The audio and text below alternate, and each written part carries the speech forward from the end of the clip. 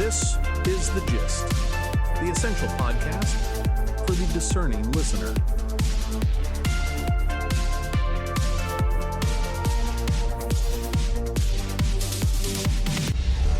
Welcome to The Gist. I'm John. And I'm Mary. It's Monday, August 17th, 2026. Let's get right to it. Today's Gist View looks at a massive move by Nvidia.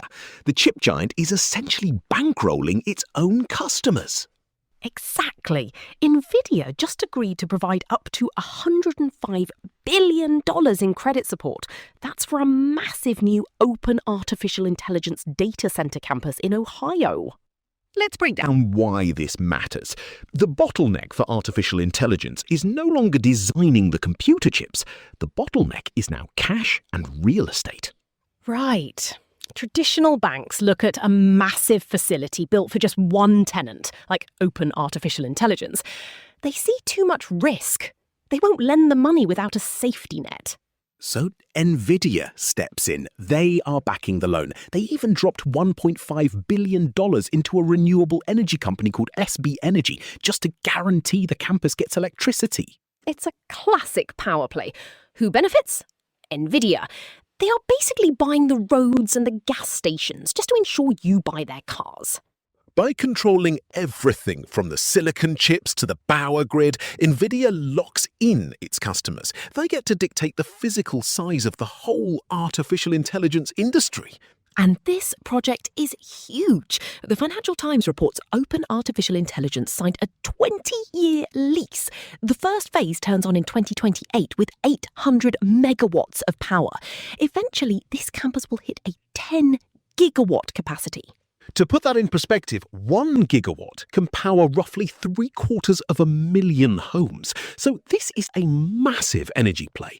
Nvidia is turning its own balance sheet into the engine for the world's artificial intelligence infrastructure. Moving to the global overview, the Democratic Republic of the Congo is facing a catastrophic health emergency.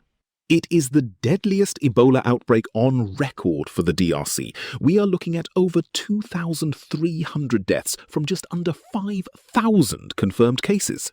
The United Nations is sounding the alarm. This specific variant, the Bundibugyo strain, is killing one person every 30 minutes. The real issue here is the failure of institutional containment. Turning to the Middle East, the Israeli cabinet is fracturing over strategy in Gaza. The Wall Street Journal reports a deep internal split. National Security Minister Itamar Ben-Gvir is demanding 30 to 40 targeted killings every night. He is loudly rejecting Prime Minister Benjamin Netanyahu's push for reduced military operations. This domestic political fight is happening right as United States envoy Jared Kushner arrives in the region. Kushner is trying to negotiate how Gaza will be governed after the war. And there is pressure from the top, too. Donald Trump is pressing Israel to halt strikes. This all comes down to a fundamental disagreement over who controls the timeline and the tactics for disarming Hamas. Let's shift to the European perspective. Here in Germany, we are seeing some tiny ripples in the housing market. The IFO Institute, a major economic research group in Munich, tracks the construction climate. That index rose slightly in July from negative 30.6 to negative 29.3.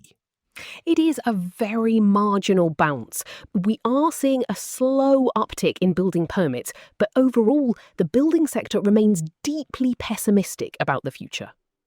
Over in the United Kingdom, the right-wing populist party, Reform United Kingdom, is pushing a radical new policy. They want to cut £50 billion by stripping all non-citizens of universal credit.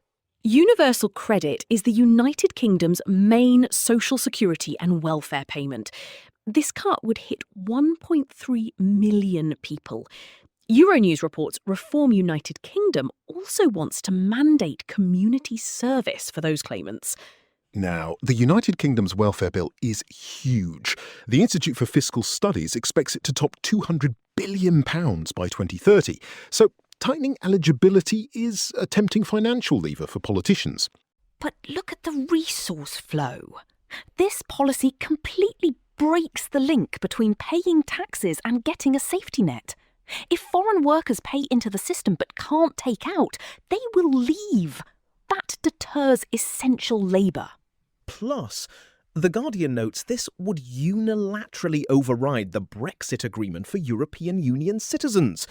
That risks immediate retaliation against British expats living in Europe. It is a high-risk political gamble. Finally, a fascinating twist in global energy flows. Russia is now importing petrol from India. German broadcaster ZDF reports a 68,000-ton shipment arrived inside Russia this August. This is a massive shift. Russia is one of the world's biggest oil exporters. So why are they buying gas? Ukrainian drone strikes. Reuters confirms these drones have been heavily targeting Russian oil refineries. Exactly. This validates what we've been tracking. The drone strikes are successfully breaking down Moscow's internal energy network.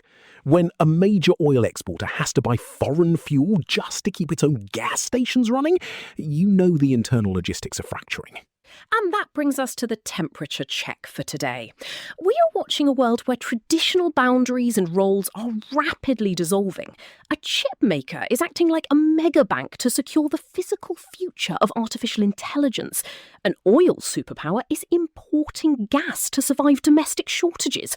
And politicians are trying to rewrite basic economic safety nets to score points, ignoring the very real threat of labour flight. The global economy is frantically rewiring itself, and flexibility is the only real currency left. Spot on. Thanks for listening. If you enjoyed having us as your smart friends on the go today, you'll really love our daily newsletter. It is totally free and lands right in your inbox with even more insights. Just tap the subscribe link in the show notes to get the gist every day. We'll see you tomorrow. The Gist, News Digest, and podcast are entirely written and produced by artificial intelligence. The Gist is out 3 times a day, every day, providing you with a liberal perspective on what to expect next.